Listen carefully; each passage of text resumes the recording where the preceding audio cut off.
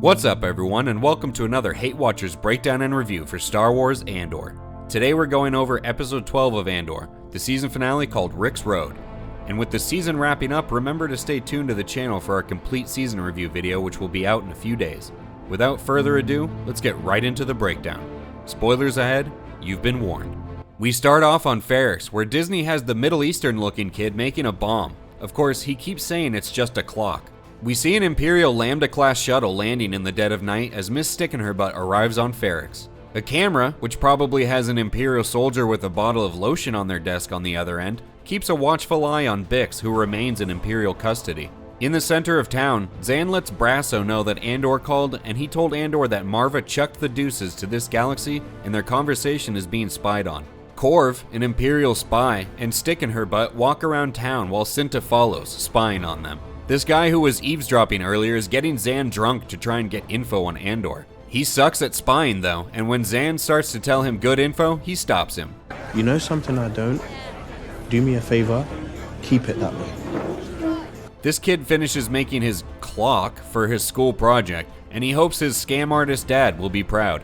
We move to Coruscant, where it turns out Mon Mothma's husband Perrin is way cooler than we thought, as he has a glass full of whiskey and a gambling problem. Their driver is eavesdropping on them when Mon name drops Canto Bight, better known as the giant waste of time from The Last Jedi.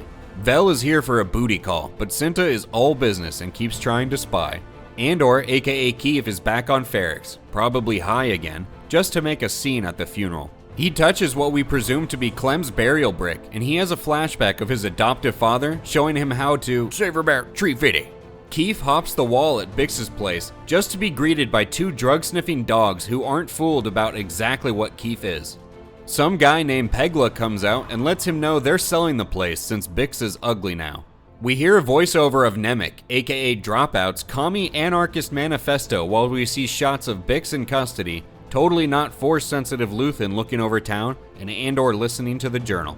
The ISB goes over the trap they've laid for the funeral, and we see some stormtroopers rolling by in a speeder, ready to miss everything they shoot at. Back at the ISB headquarters on Coruscant, Mothma's driver is passing on his information to Blevin. Anto Krieger's forces have been completely wiped out, no prisoners, and the stick in Deidre's butt gets longer as she's not happy that there's no one left alive to question. Luthen departs the best ship ever and hops on a speeder headed for town. Brasso's meeting with Andor in the sewer like a rat, where Andor is upset he left Marva behind, and Brasso shares her last words with Andor, which were conveniently the exact words he needed to hear. Sounds a little made up. Andor says he needs to go get Bix out of custody. No one must have told him she's ugly now. Cyril and Bowling Ball trade hats on the shuttle into town on Ferrix, tickets paid for with money stolen from Cyril's mother. Luthen sneaks up on Vel, and while they're setting their plan in motion, the town tweaker starts banging his bell. The funeral procession appears to be starting early, much to the chagrin of the Imperials. Clockboy joins the procession, and everyone can hear ticking coming out of his asshole. Andor is spying on the Imperials when he spots Luthen. You know, he probably thinks Luthen is here to kill him, to be honest. Andor left the job with a gun to Vel's head, if you remember, and Luthen is not one for loose ends. This guy tells the Imperial spy that he knows Andor's location, and he gets racially profiled and arrested. Marva's brick and the fire hydrant droid come forward to the front of the funeral procession, and the entire town and the Imperials have conveniently formed up into battle lines. Deidre and the Death Troopers, hey, that's a nice band name, roll into the street and Cyril sees her. The fire hydrant droid is motivating everyone to charge. They'll never take our freedom!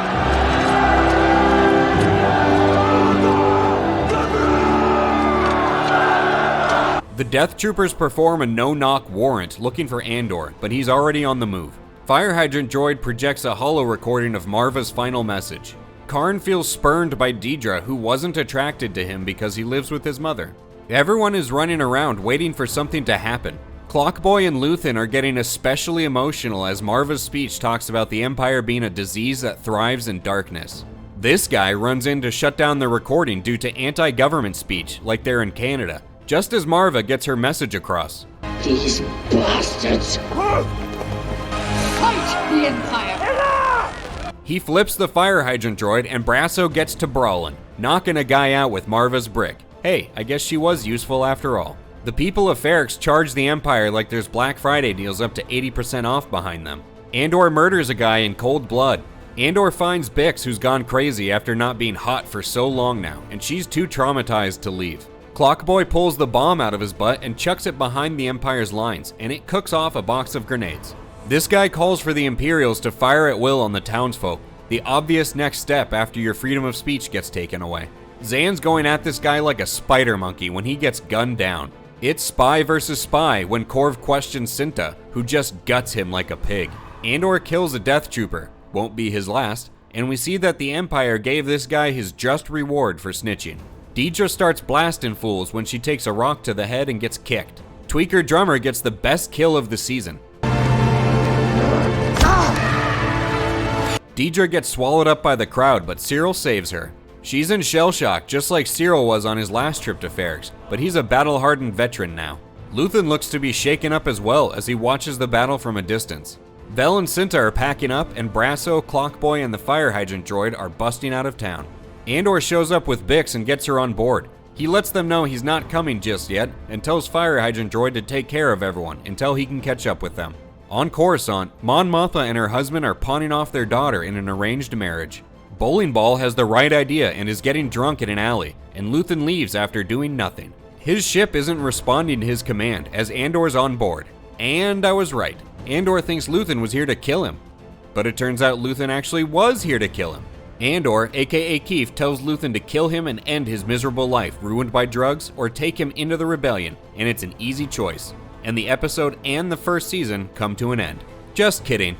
We get a post-credit scene where the camera zooms out from a bunch of droids who are installing the parts Andor was producing in prison into the laser dish of the Death Star, proving the absolute majority of people's theories correct.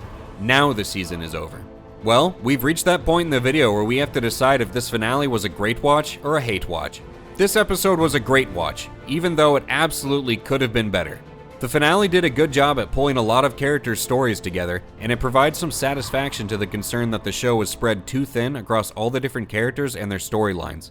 It also had a great, slow, tense build-up to the climactic events. And even though the show didn't do a good job of making viewers really care about Marva, her final recording urging the people to fight back against the Empire, set against the backdrop of the obvious tyrannical rule growing on Ferrix, was a great way to push the people over the edge into rebellion.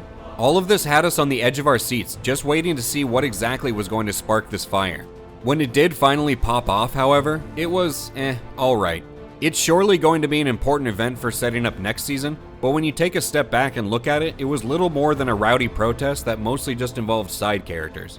Andor was on the outskirts, Luthen never got involved, Cyril only ran in to save Deidre, Zan was killed in the protest, and we don't remember anyone else we know who got killed. They definitely could have killed off at least one more known character to raise the stakes. At the end of the episode, it's good to have some resolution to the answer of exactly how Andor got brought into the rebellion, but it's not exactly a high-stakes scene given we know the result. Of course, at the beginning of the scene, you got the sense that we were going to finally see Luthen do something, confront someone, deal with some threat, just anything that would give us some insight into his backstory. But apparently that's a story for Season 2. And of course, this episode was great in terms of acting, set design, cinematography. It did well what the entire season has done well. Overall, this finale was good, but not memorable. I doubt we'll be thinking about this one for longer than a week. This show is really rolling the dice that people will stay interested and invested in so many of these storylines until whenever the hell Season 2 comes out.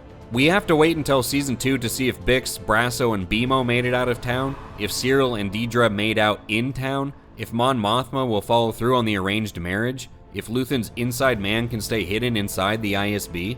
These things are really being slow-rolled to us, and it'll be interesting to see how they play out next season because there's going to be time jumps every 3 episodes. And there's so many unanswered questions on top of those incomplete storylines. What is Luthen's deal?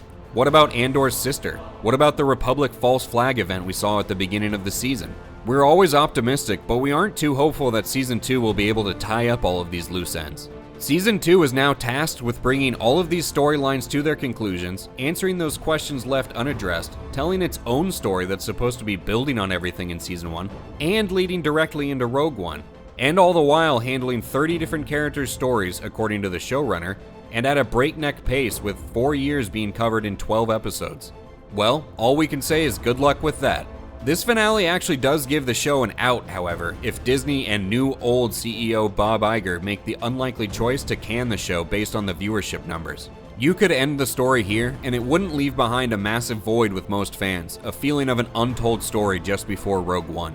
For the post-credit scene, I actually don't like the decision to have the parts made in Andor's prison end up being part of the Death Star. Oh, bro, you don't get it. See, Andor was in prison, and the Empire forced him to make these parts, and they went into the Death Star, and then later he gets his revenge by helping the rebels destroy that Death Star.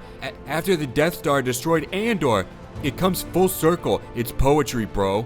Yeah, no. This is just more bullshit where they're making the Star Wars universe too small. It would have been infinitely more interesting if these parts ended up being used in the mass production of TIE fighters or AT-ATs, something that helps show how absolutely dominant and widespread the Empire's control is becoming. Not just another part of the Death Star that's been at the center of the Star Wars galaxy for 44 years now. When the camera first started zooming out, I actually thought this was the shield gate at Scarif, and even that would have been more interesting if you had to connect these parts to Andor's later destiny. The Death Star is just way too on the nose. And at the risk of sounding like a doomsayer, this honestly makes me question the storytelling ability of these people moving forward. Because if a bunch of Redditors can guess what they're making in prison with zero evidence, that's not a good sign, and everything is becoming too predictable. Hopefully this tie-in and inclusion of the Death Star was dreamt up by some executive who isn't involved in the storytelling process. Thank you for making it to this point in the video. Let us know in the comments below. What did you think of the finale? Do you think Season 2 of Andor will accomplish everything they want to, or are they being too ambitious? We'd appreciate it if you dropped a like on the video if you liked it, and hit that subscribe button to stay tuned to the channel for a complete Season 1 review video coming out in a few days. Thank you again, and we'll catch you on the next one.